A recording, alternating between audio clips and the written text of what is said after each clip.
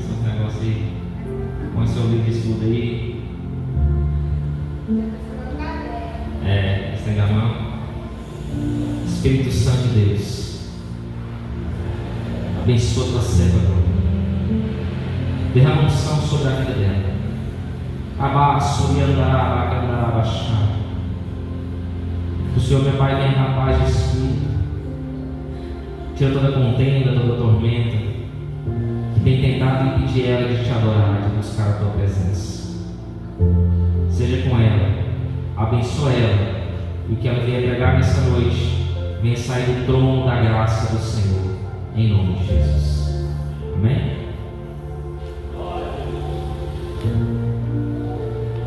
Glória a Deus.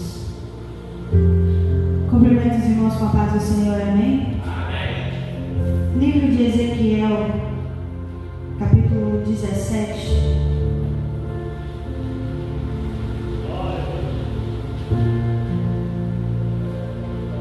Ezequiel 17. Glória a Deus.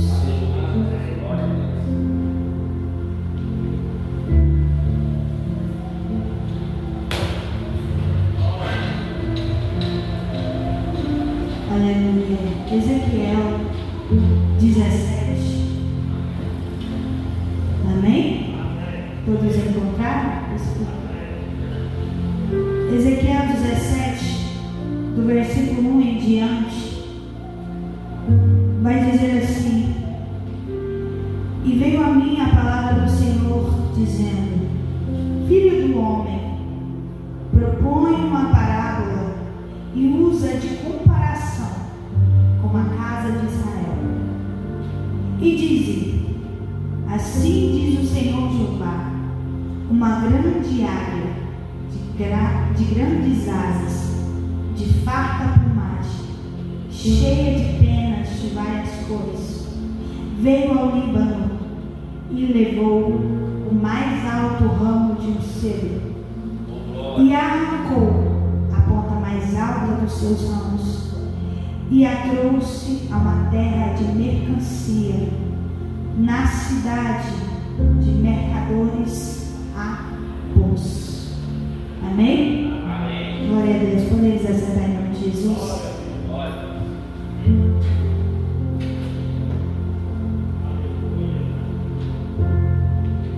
Confesso para os irmãos que quando eu vi essa palavra, eu não imaginei que o tamanho dela seria assim. Eu imaginei que seria algo mais tranquilo, mais relax.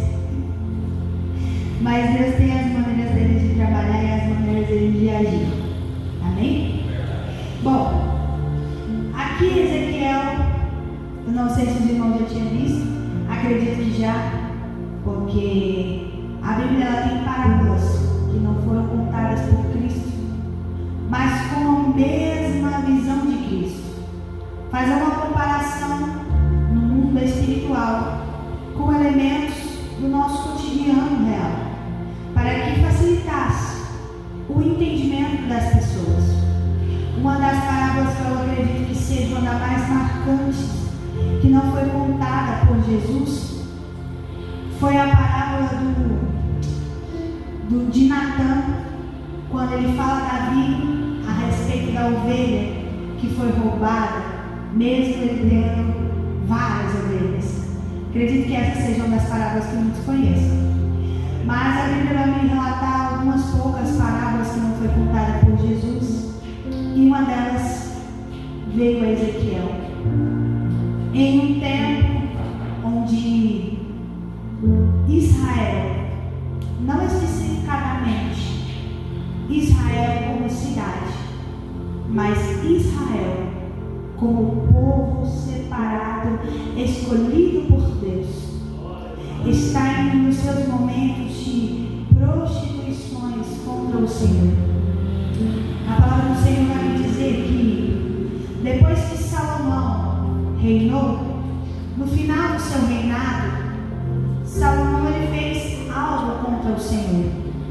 Ele se corrompeu e se deixou levar pelas idolatrias. Por quê? Ele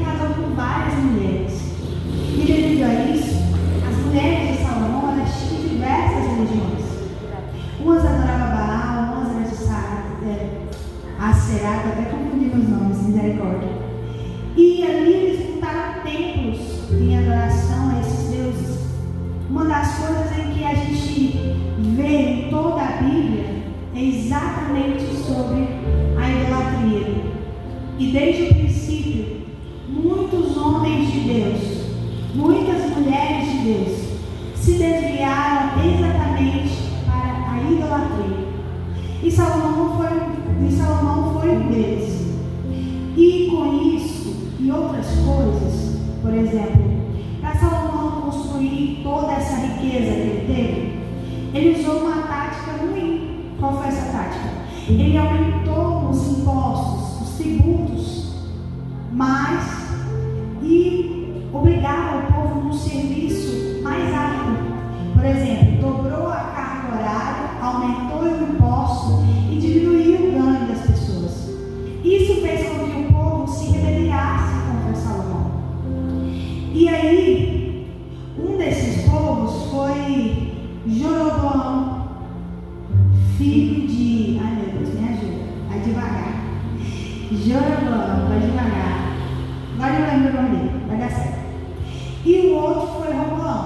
Com a morte de Salomão, quem reinou foi Roboão, filho de Salomão. E quando Roboão assume o trono, ele ouve as queixas do povo sobre o aumento tributário, sobre o aumento da carga pesada, e ao invés de diminuir e ouvir o questionamento do povo, Roboão faz pior. Ele aumenta de forma que inicia-se ali uma guerra e uma separação. Como assim? Vamos voltar um pouquinho para os irmãos entenderem que separação foi essa. O Senhor fez uma promessa a Abraão. Qual promessa? Eu te farei pai de multidões. E essa promessa se estendeu a Isaac e a Jacó. Como diz minha pastora, 3 pilares. Deus que faz a promessa, Deus que cumpre a promessa e Deus que mantém a promessa. A promessa foi feita a Abraão. Se cumpre em Isaac, porque Abraão não podia gerar, e Deus permite ele gerar Isaac, mesmo velho, mesmo em circunstâncias anormais a olhos humanos. E de Isaac vem Jacó. E Jacó é a continuidade da promessa. E em Jacó, da descendência de Jacó, os filhos de Jacó, os 12 filhos de Jacó, se tornam as 12 tribos de Israel. Porque agora Jacó não se chama mais Jacó, se chama Israel. E ali tem as 12 tribos, os irmãos sabem, né? Tribo de Rúben, tribo de Levi, tribo de Dan, tribo de Naphtali. E assim se constitui o povo de Deus, o povo de Israel. Não é a cidade, é o povo escolhido por Deus, gerado ali de geração por geração. Bom, e com esse reinado de Jeroboão, as coisas ficando mais difíceis, inicia-se uma guerra. Porque as tribos do norte não estavam aceitando aquele jugo desigual, suponhamos, aquele aumento abusivo. E as tribos do norte eram os filhos de Israel. Mas entre eles saiu 2, que foi Judá. Judá saiu, se rebelou, não quis ter seu próprio território, seu próprio domínio. E ficou com o lado sul.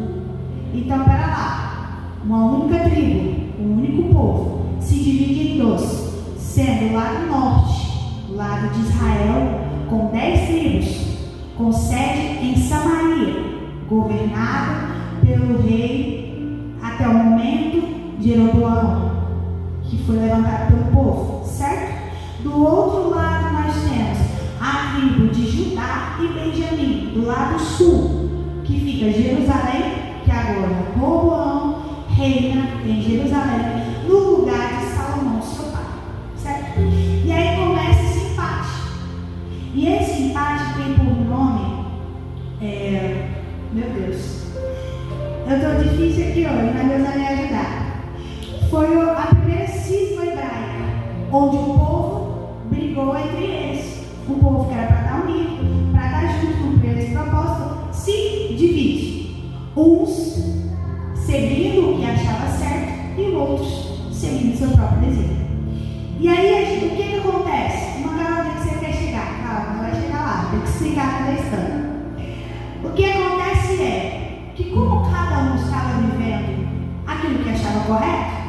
Muitos se entregou à idolatria. E aí o povo de Deus começou a fazer tudo o que era ruim aos olhos do Senhor. E aí a gente vê reis e reinos que começou bem, tão bonito, tão próspero, e foi decaindo. E o pecado é o mesmo: a idolatria, a prostituição, a soberba, a adoração a outros deuses.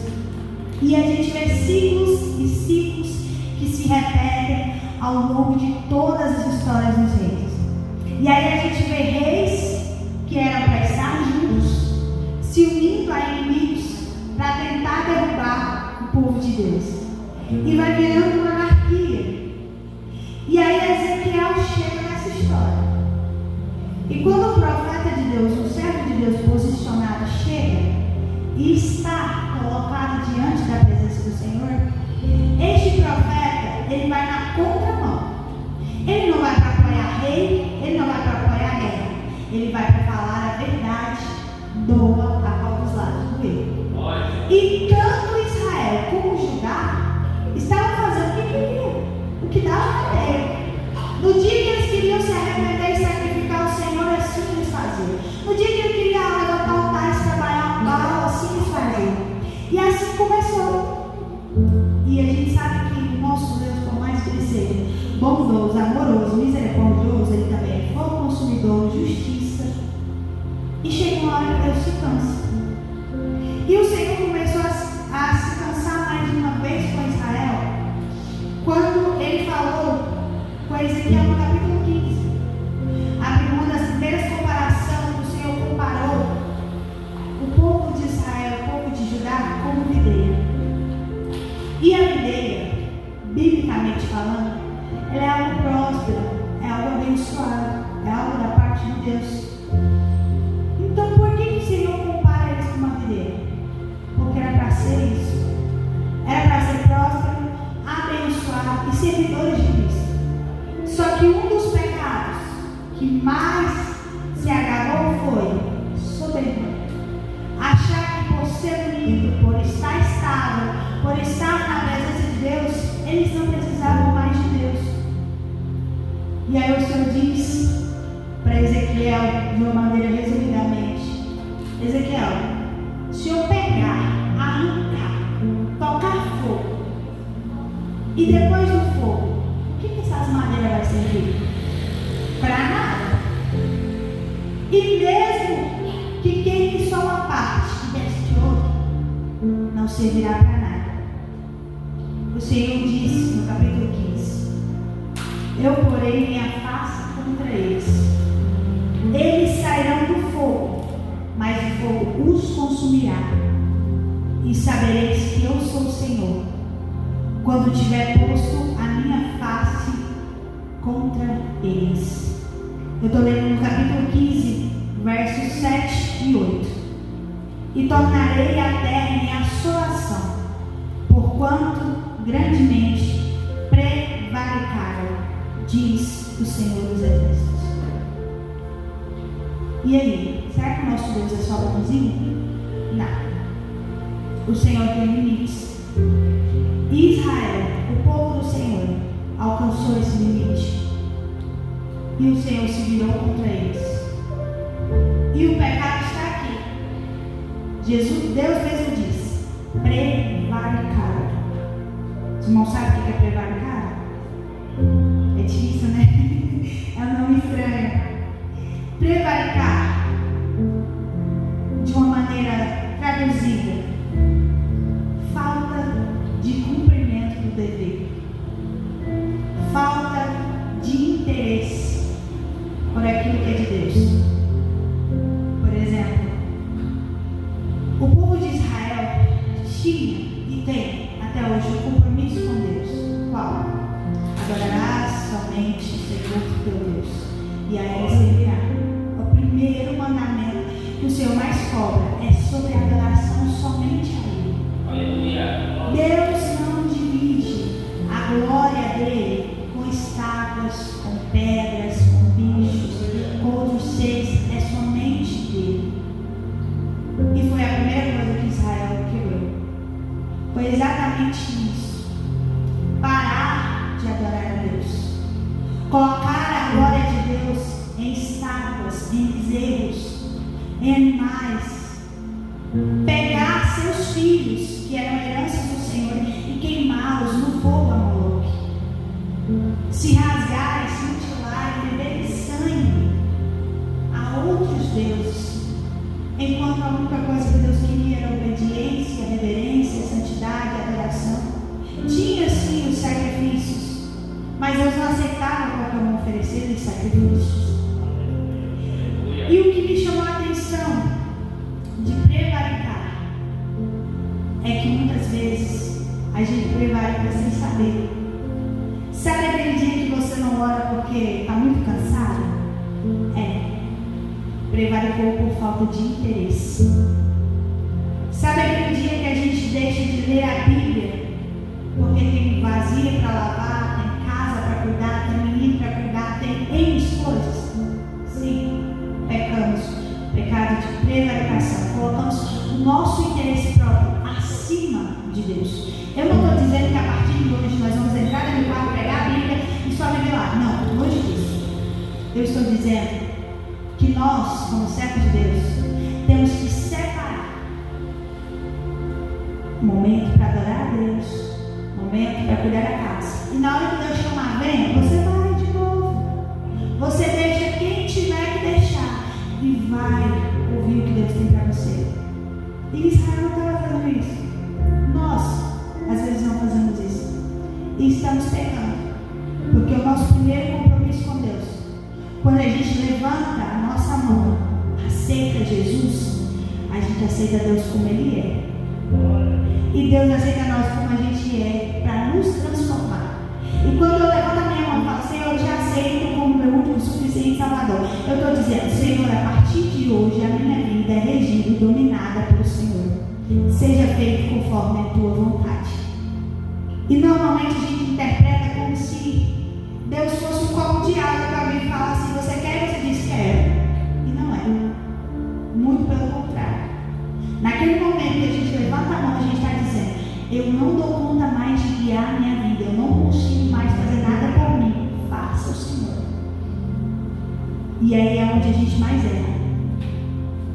E aqui, o pecado deles foi tão grande que eu peço aos irmãos que depois na sua casa leiam o capítulo 16 completo, porque se eu for ler ele aqui, ele é bem extenso, ele vai até o versículo 63, então ele é bem extenso, talvez os irmãos vão ficar confundidos, mas o Senhor continua comparando Israel como meretriz, e a Bíblia vai me dizer sobre 3 tipos de pessoas que como eu posso dizer, que se vendem por qualquer coisa, né?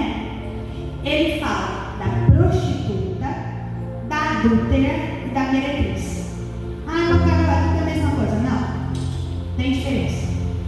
A mulher adúltera é uma mulher que é casada e busca fora por prazeres momentâneos, a troco do seu próprio deleite, vamos dizer assim. Ouviu uma conversa bonita, uma foi lá, pronto. Isso é a mulher adúltera. A prostituta, ela já se vende seu corpo, seu trabalho ali, em troca de dinheiro, de recursos. E a meretriz? A meretriz é a pior. Ela se dá pelo seu próprio valor, pelo seu próprio desejo, e ainda dá aquilo que seu esposo amado conquistou a preço de sangue, de mãos beijadas para quem ela está ali cometendo adultério, os seus atos, as suas concupiscências, compaixões, não sei nem falar isso não. Ela faz isso. Olha que ponto Israel chegou. Israel não é essa nação grande que se tornou ao longo dos anos. Não, era pequena. Deus compara ela com nua, jogada no frio, no relento. E aí Deus foi lá, banhou ela, porque até suja de sangue estava. Deus estava dizendo, destruída, acabada. Deus foi lá, cuidou, limpou, viu que estava nua, vestiu das melhores roupas, viu que faltava beleza, formosura, colocou coroa sobre a sua cabeça, colocou adorno sobre o seu pescoço, deixou linda, viu que não tinha expectativa, deu-lhe filhos. Olha a descendência de Israel, tanto que era grande. Olha o povo de Deus, tanto que é bem cuidado. Mas Israel achou que era pouco. Começou bem. Achou que era pouco. Aí Deus foi lá e deu pão, mel, leite, vinho, alimentou. Deu casa, deu tudo. E ainda colocou Israel debaixo dos braços dele, debaixo das asas dele. Mas foi pouco. E por que se torna pouco e mancarão? Eu volto uma reflexão que eu tive que conversar com uma pessoa essa semana. Às vezes quando a gente está muito bonito, a gente vai lá na frente do espelho e olha assim, nossa, que beleza. Olha o tanto que eu sou lindo. E não se esquece, que para você estar mais ou menos, você teve que tomar banho, se esfregar, tirar a catinga, lavar o cabelo, passar um perfume, desodorante, escolher um bom calçado. Não pensa, né? Pensa no resultado. Assim foi Israel. Quando Israel se olhou para o espelho e disse assim, nossa, a minha formosura é grande, sou bonito. Ele se esqueceu. Quem foi que tirou do lixo? Quem foi que vestiu? Quem foi que quando veio com fome deu a comida? E aí olha o que Israel fez. Escuta as palavras de Deus dizendo no capítulo 16, se os irmãos puderem acompanhar comigo, Ezequiel 16. No versículo 14, Deus vai começar a expandir o nome de Israel. Escuta. Ezequiel 16, 14. Vamos lá. E correu tua fama entre as nações. Por causa de quê? Da sua formosura. Lê depois os primeiros versículos para você ver que ela estava feia, suja, ensanguentada, com fome. Pois era perfeita. Por causa de quê? Da minha glória. Que eu tinha posto sobre ti. Diz o Senhor Jeová. Espera lá. Olha para o teu irmão que está do lado. Dá uma olhadinha para ele. É lindo, né? É. A formosura que está nele é a glória de Deus refletida. Oh, glória. Não olha para ele e diz assim, ô bonitão, bonitona. Não, diz, ô varão, varão abençoado. Está cheio da glória. Bora lá, continua.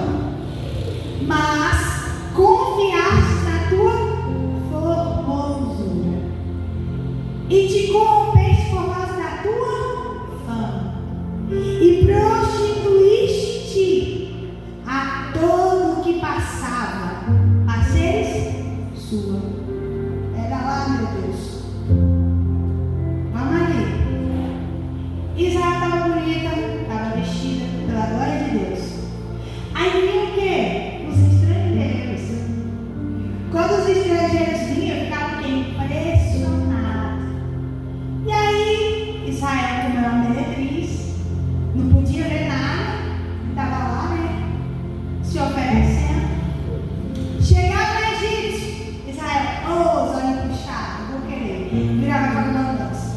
Chegava os assírios, coisa bonita, vou querer. Virava para a dança. E cada vez era pior. Foi virando uma mistura. Vamos lá. E tomaste as tuas vestes e fizeste lugares adornados de diversas cores e te prostituíste sobre eles. Tais coisas não vieram e nem hão de vir. Como se não bastasse, Israel pega o que Deus deu para ela, os panos, os linhos, e monta um lugar para essas coisas horríveis. Como se fosse pouco. E o Senhor diz, tais coisas não vieram. O Senhor está dizendo, até o presente momento não tinha acontecido coisa desse grau, desse nível. E nem há de acontecer. Até o presente momento. Bora lá.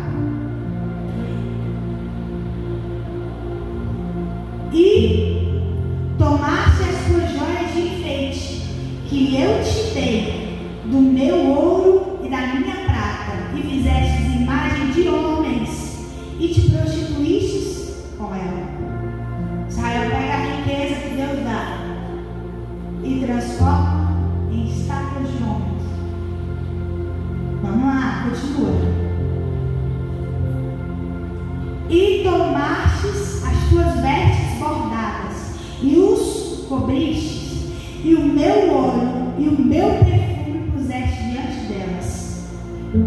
E o pão que te dei, e a flor da farinha, e o óleo e o mel com que eu te sustentava, também puseste diante delas em cheiro suave. E assim foi, diz o Senhor dos Exércitos. Tudo que Deus tinha dado para Israel, para vestir bem, para comer bem, para andar bonito, ela usou o contrário. Os seus deleites, suas vontades. E pode, irmã Carol, isso acontecer? Tem gente que ele vai errar e Deus vai dar uma torcida nas orelhas dele e ele vai se consertar. Tem gente que Deus vai olhar lá de cima e vai dizer assim: se eu torcer só a orelha dele, ele vai ficar com mais raiva e vai fazer pior. Então eu vou deixar ele fazer do jeito que ele quer. Porque aí daqui a pouco, ao invés de eu torcer a orelha dele, eu pego um pau, literalmente, e taco nele. Já viu? Eu estou falando uma linguagem mais complicada para os irmãos entenderem. Já viu aquele filho que vai apontando e a mãe vai guardando? No primeira vez a mãe dá vontade de soltar uma lapada de cima, né? Depois a gente dá vontade de deixar ela o dia inteiro de castigo. Aí depois você vai falar assim: isso é pouco. Vou deixar no milho. E aí eu vou pegar o lavar, ó. Literalmente isso que o Senhor queria fazer. O Senhor quis deixar Israel fazer o que ele achasse que era certo. Para na hora que o Senhor desse a lapada nele, o Senhor falasse assim: agora Israel, agora é minha vez. Tu fez, não fez? Agora vem cá. Literalmente isso. E Israel não para. Acha pouco. Além disso, ó, versículo 20: tomaste a teus filhos e as tuas filhas, que por mim geradas, e o sacrifício a elas, e os sacrificastes a elas, para serem consumidos. Aí Deus pergunta: acaso é pequena a tua prostituição? Espera lá. Vamos traduzir de uma maneira que os irmãos possam entender. Suponhamos que você e eu éramos inférteis, estéreis. E aí a gente ora. Senhor, me abençoa com filho, me abençoa com filho. Esse filho, essa filha vai ser para tua adoração, para tua glorificação. Aí Deus vai lá: pô, te abençoa. Te abençoa um, te abençoa dois, te abençoa três. Daqui a pouco, você olha para o menino e diz assim: você não presta, você não vale nada, nem que você morresse. Só que Israel estava fazendo isso mais um pouco. Porque além de esfragar e transformar a bênção que Deus tinha dado, eles acendiam uma fogueira para Moloque, faziam o ritual de Moloque e aí, ó, Moloque, pega, pá. Aquilo que era de Deus. Aquilo que Deus deu. Queimado como sacrifício. Entregue como sacrifício a um Deus que não é Deus. Um Deus de nada. Um Deus feito com talvez o próprio nome que Deus deu. Que maluquice. Aí continua: e mataste os meus filhos e o entregastes a elas para os fazerem passar pelo fogo. Elas quem? As sacerdotisas. Dentro do ritual tem as sacerdotisas, os sacerdotes, todo mundo ali. Imagina que cena horrível. Tem até um caso que eu sei que eu não posso falar porque está sendo gravado, mas temos um caso semelhante que bombou nas redes sociais, né? Sobre esse tipo de coisa, sacrifícios. Oh meu Deus, será que eu sou eu que sei? É melhor fechar a boca. Muito isso aí. Mas tem um caso parecido, a gente não pode falar, glória a Deus. Amém. Mas imagina pior. Ou hoje está pior, né? Porque com os avanços das tecnologias, fica às vezes até pior, né? Vamos lá. 22. E em todas as tuas abominações e nas tuas prostituições, não te lembraste do dia da tua mocidade, quando tu estavas nua e descoberta e manchada do teu sangue. Israel era morte. Israel não tinha vida. Israel estava jogado. Imagina a mais pobre, era Israel, como Deus a pegou para si como noiva. E Israel fez exatamente o contrário. Aqui nos versículos seguintes, vai dizer que Israel não para. E Deus ainda vai dizer que quanto mais pecado, quanto mais prostituições cometia, não se saciava. Não tinha fim. O Senhor vai comparar Israel como irmã de Samaria e Sodoma e Gomorra. E nem o pecado delas nem chegou nem perto do que Israel fez. Imagina, a gente lê sobre Sodoma e Gomorra, às vezes a gente fica assim, boca aberta. E aí vê Israel fazendo pior, vê Samaria fazendo menor, e até na época de Jesus ser dita como mal, como ruim. E Israel não. Se você parar para pensar quantas vezes o Senhor já destruiu Israel e reconstruiu Israel, quantas vezes o Senhor pesou a mão sobre Israel, e mesmo ele pesando, ele ainda finalizava como? Eu ainda me lembro do meu concerto, eu ainda me lembro da minha aliança. E isso tem se repetido desde que o mundo era mundo. Esse mal é um mal que vem assolar todos nós, desde o começo, desde o primeiro pecado até o último. Por quê? Por causa que a gente se acha tão bom, que acha que não precisa mais de Deus. A gente faz pior que Lúcifer. Lúcifer queria só o trono, só se igualar a Deus. Nós não. Nós quer o trono, quer se igualar a Deus, quer dominar o céu, quer dominar o inferno. Se Deus vier, nós mata ele milhões de vezes. O que você acha? Que se Deus pisar o pé aqui na terra, se fazer em forma de carne novamente, a gente vai olhar para Cristo e dizer: oi Cristo, está aqui, eu quero me arrepender. Não! Se da primeira vez que você ficou com cruz, você acha que agora eles vão passar a mão na cabeça de Cristo? Não. Por quê? Porque a gente se esquece que a gente era lixo. Se esquece que não valia nada. E acha que porque Deus cuida de nós, Deus limpa nós não precisamos mais de Deus. E é exatamente o contrário. A gente só é o que é porque é Deus em nós. No minuto que Deus tirar sobre nós a graça dele, acabou. Acabou. Nós voltamos a ser o que era e pior. E aí Deus vem com essa parábola de novo das águas. No versículo 17 que a gente começou. Depois os irmãos terminam de ler o 16, vocês vão ficar como eu. Eu fiquei em choque. Porque eu não sei vocês, mas é tão ruim saber o que a gente foi chamado para fazer e perceber que a gente só faz o contrário. É péssimo. É péssimo saber que aqui como Israel se dividiu, nós como cristãos nos dividimos. Ao invés de entender que a igreja A e a igreja B, a C e a D, é tudo membro de um corpo? Não. Cristo desce aqui, nós somos o corpo daqui. Cristo vai de lá, nós somos o corpo de lá. Não. É todo mundo um só. E a parte pior é que se o dedo do pé quebrar e a mão souber, ela não leva no conserto. Não leva o médico. Faz o quê? Poda. Presta para mais nada.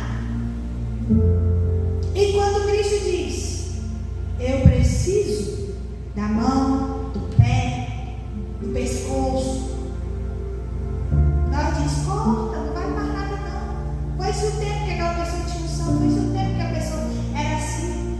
Não vai nada. E aqui no versículo 17, olha o patamar que Israel chegou. Em forma de uma videira frondosa, com raízes profundas, com tronco bonito, com folhas esverdeadas, com frutos. E eu acho engraçado que Deus usa uma águia. Não pesquisei o significado da águia, mas eu imagino uma águia que todo mundo pensa assim: ah, é só o diabo que traz maldade. Oh, meu irmão.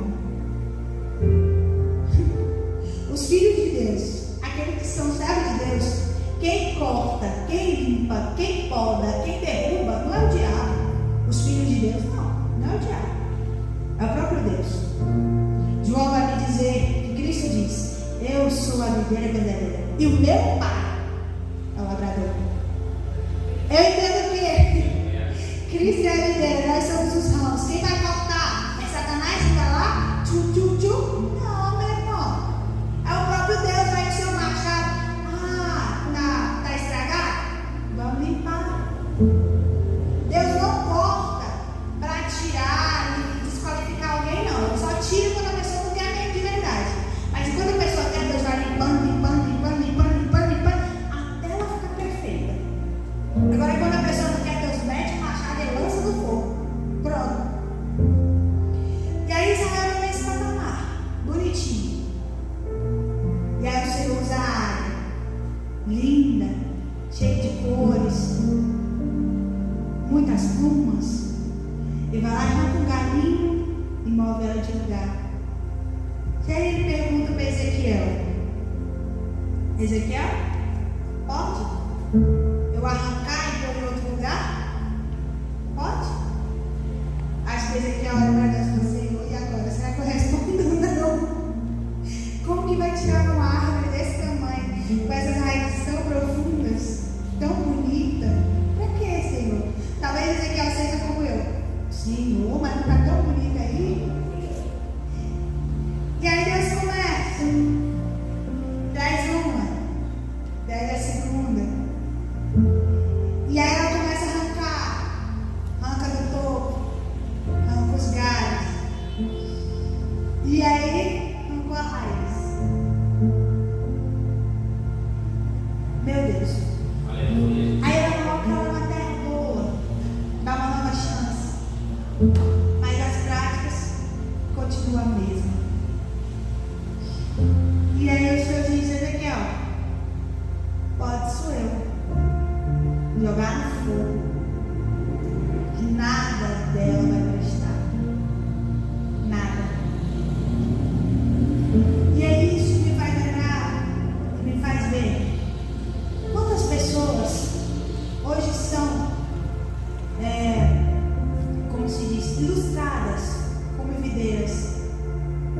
Vamos representar pastores, ministérios, gente que a gente olha e se espelha. Pensa assim: nossa, fulano é tão crente, fulano é tão cheio de Deus, olha os frutos. Mas não é nada. Por dentro está morto. Por fora é falsidade, a aparência de que está tudo bem, de que está tudo certo, mas não está. Essa profecia de Ezequiel, ela tem se cumprido ao longo dos anos. E o que essa profecia significa? Não vou ler ela completa, porque realmente o horário não nos espera. Mas essa profecia nos fala sobre o limpa que Deus faz. Deus, ele desce nas igrejas. Deus, ele desce nas casas. Deus, ele desce nas ruas e observa quem é e quem não é. Tem gente, tem lugares que Deus vai deixar o jogo crescer junto com o trigo, mas não vai permanecer. Tem gente que acredita que toda a vida Deus vai permitir que gente falsa sobe no altar. Deus vai permitir que gente falsa pregue no altar. Nem sempre. Da hora que Deus vai vir com machado e pode dar tudo e lançar no fogo. Olha. Essa profecia significa, nos tempos de hoje, nos tempos de Ezequiel, que Deus vai sondar os quatro cantos da terra e vai observar quem é servo dele, por dentro e por fora. Quem é, glória a Deus. Quem não é, cuidado. Porque o Senhor vai pegar, vai arrancar, vai mover para onde ele quiser. Se não aprendeu o recado da primeira vez, fogo. Ah, meu cara, Deus é amor. Ei, a balança é assim, ó. Igual. Eu escolho. Se eu sou amigo de Deus, eu vou experimentar do amor, a benevolência, o cuidado, a proteção de Deus. Ou se eu sou inimigo de Deus, eu vou experimentar o fogo, a vara, o pé dele sobre mim. Eu tenho que escolher. Deus me obriga a escolher? Não. Deus às vezes me instrui, me orienta, me direciona, mas a decisão final vem de mim. E convenhamos, irmãos, nos últimos tempos e em todos os tempos, a gente tem visto muita gente falsa e muita gente para pregar a palavra verdadeira calado. Cuidado. Você viu que é pecado de prevaricação, colocar seu medo acima de Deus.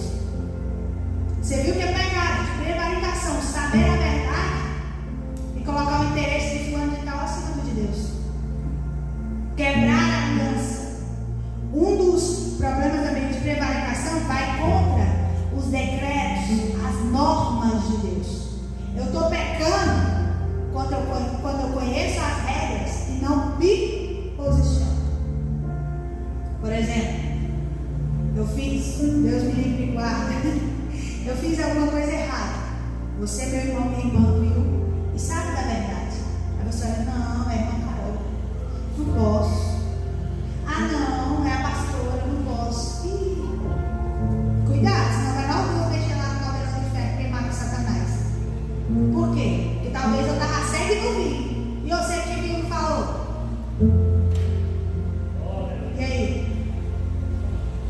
A gente está vivendo uma geração em que, se eu chego aqui, pulo, rodopeio, eu sou cheia do Espírito Santo. Mas eu falo para o irmão, cria vergonha na tua cara e vai te converter, eu estou endemoniada.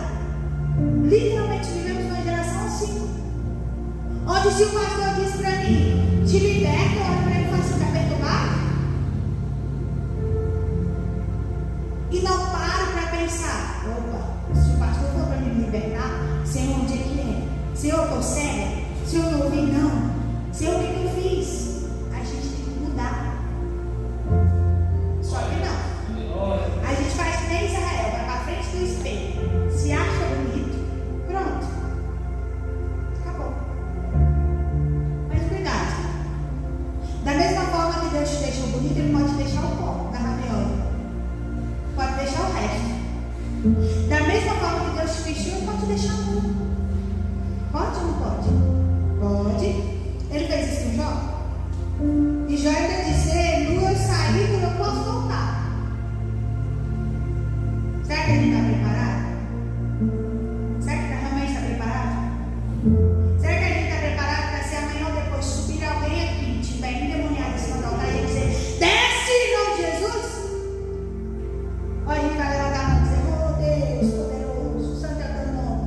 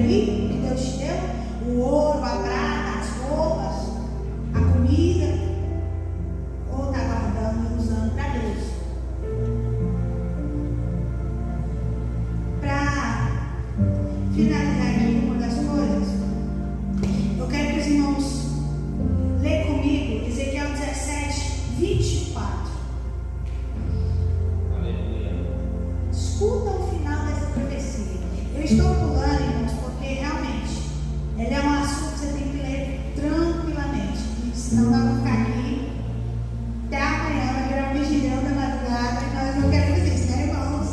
Vai ser os casos para cuidar, marido para cuidar. Depois eu vou fazer um vigilhão da madrugada, né, pastora? Aí sim, irmão, a gente vai ter tempo para destrinchar. Mas vamos lá, Ezequiel 17, 24. Guarda isso aí. Quando alguém disser para você, Deus não pesa a mão, não. É só o Antigo Testamento. E a passagem que diz que Deus deve que era hoje e eternamente. É em vão? Não, bora lá. Assim saberão todas as árvores do campo que eu, o Senhor, abati a árvore alta, elevei a árvore baixa, sequei a árvore verde e fiz reverdecer a árvore seca.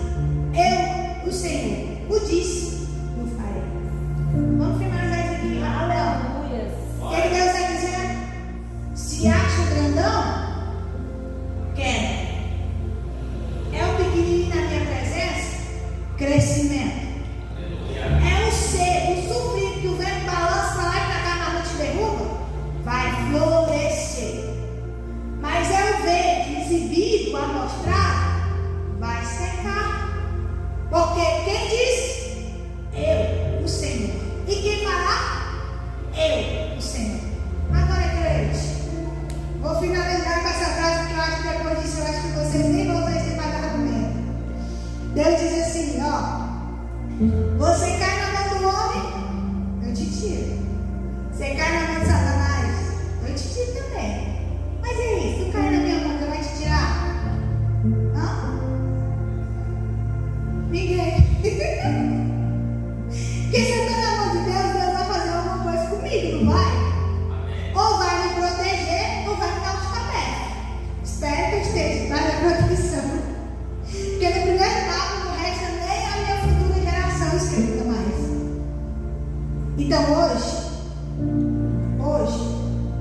vou finalizar. Essa mensagem quer nos dizer o quê? Os pecados antigos vêm se aumentando ao longo do tempo. E cada vez mais vai piorando. E está piorando, não é só no povo que está no mundo. Está piorando aqui, no povo de Deus. No Israel, que é o quê? O todo o povo chamado por Deus. Pronto. E quando aqui está piorando, quando aqui que era para ser a limpeza, a restauração, a transformação, está virando um porco chiqueiro, Deus vai olhar e vai dizer, então tá bom, eu vou limpar, mas é do meu jeito. Quem eu derrubar, derrubei. Quem eu levantar, levantei. Quem eu cortar, cortei. Quem eu dar vida, dei. Por isso, vou usar uma palavra. Não se escandalize com o que vão te ver. Talvez pastores referências, obreiros referências, cantores referências. Despencar. Enquanto Deus vai levantar talvez crianças, jovens. Porque às vezes a gente pensa assim, não presta pra nada. Tá lá.